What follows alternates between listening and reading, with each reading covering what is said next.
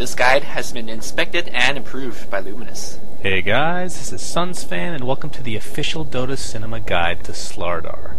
If you aren't familiar with this hero, you may want to watch the introduction we did for him at the corresponding link.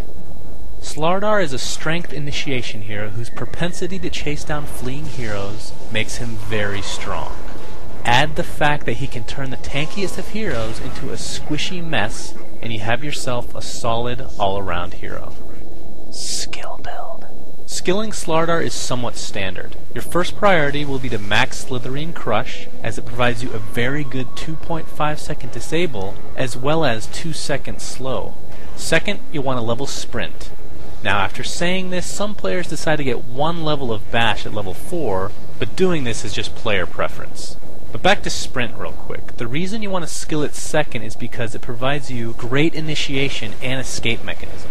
And if you level it once, you might as well max it out because no matter what level, you'll still take the same amount of extra damage while it's activated. But as far as your ultimate amplified damage is concerned, level it at the usual 6, 11, and 16 since it's easily your most important skill. And as you can guess, level Bash last, since you can't really rely on it in the early stages since your attack speed leaves much to be desired. Item build. If you're confident in your last hitting skills, then start with a Stout Shield, regeneration items, and branches, which of course you'll turn into a wand eventually. You also have the option of switching out the Stout Shield for a Quelling Blade, although you'll still eventually get a Stout Shield anyway. The main boots of choice for Slardar are Treads. The stats it brings along with the attack speed make it the perfect set of boots for him. Some people get Phase because it allows you to unit walk, and although that can be very useful, the plus speed you gain from using it will be lost in many cases since level 4 Sprint will max your speed out anyway. But aside from Treads, the core items that Slardar players try to get just about every game are a Vanguard, BKB, and Blink Dagger. The order of purchase is really the tricky thing since it's dependent on the specific game that you're playing. But generally speaking, you want to get Blink after Vanguard since once you get Blink, you'll need to soak up some initiation damage. Now to take that even further, if the opposite team has plenty of stuns, meaning if you hypothetically blink in, stun, and then expect to be stunned right after, then you know BKB will be needed beforehand. For luxury items, an Assault Cuirass is amazing since it gives you a negative armor aura as well as a bunch of attack speed. A Heart could also be good in certain situations since you'll be taking the brunt of damage in many skirmishes, while a Satanic will give you a ridiculous amount of survivability in combination with your BKB. I also have to give special mention to the Omelet of Modigian. This is never gotten on the professional scene, but on the pub scene can be quite fun since it'll give you a ton of health when activated, along with both damage and attack speed. Gameplay. In the laning stages, your crush can be relatively hard to pull off because of your lack of move speed and the small AoE that comes with it. This is why getting a reliable stun or slow will make all the difference. Imagine a stun or slow setting up your crush, which will of course stun and then slow. You know what that sounds like to me? An easy kill. Try to use Sprint sparingly in these situations since you'll take extra damage. In fact, only use Sprint if you're trying to flee or if you're chasing somebody down and it's a guaranteed kill. Also keep in mind that Slardar is relatively tanky in the early stages, so being very aggressive can really pay off.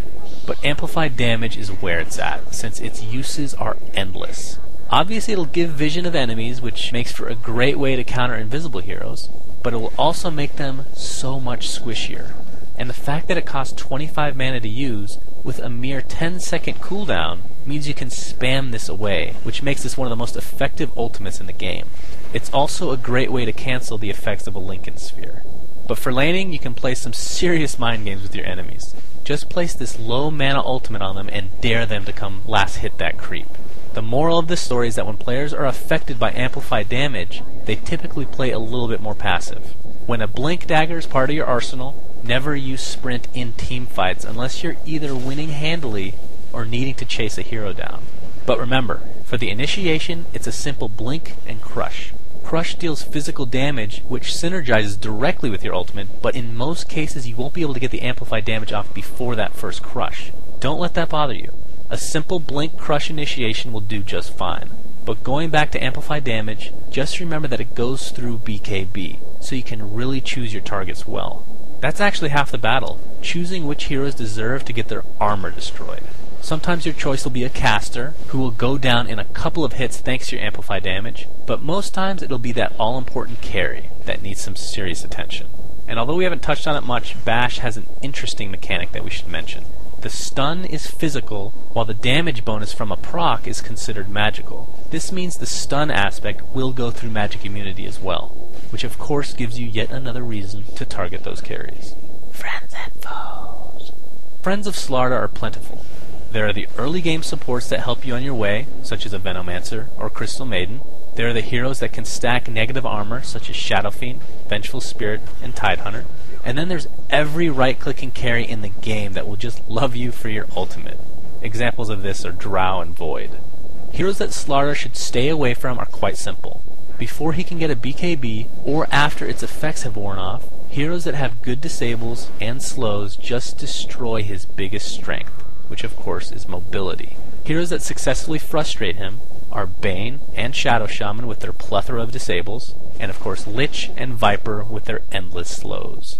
Thanks for watching, guys, and please remember to subscribe to our YouTube. Also, a big thanks to Flawless and Luminous who helped create this guide. You can check them out at their YouTube channels, which are linked in the video description.